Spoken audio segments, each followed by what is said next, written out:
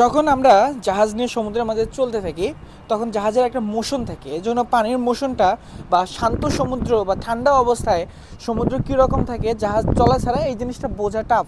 তো এখন আমাদের জাহাজ বন্ধ আছে, এখানে একটা অদ্ভুত জিনিস দেখেন।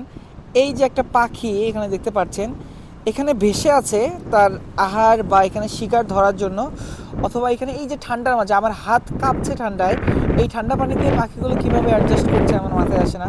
হয়তোবা এটা আল্লাহ সৃষ্টি, আল্লাহ যেভাবে তার সৃষ্টিকে তৈরি করেছে, যে যেই পরিবেশের জন্য খাপ খাওয়ার জন্য রেডি সে সেই পরিবেশে সেভাবেই খাপ খাইয়ে নেয়।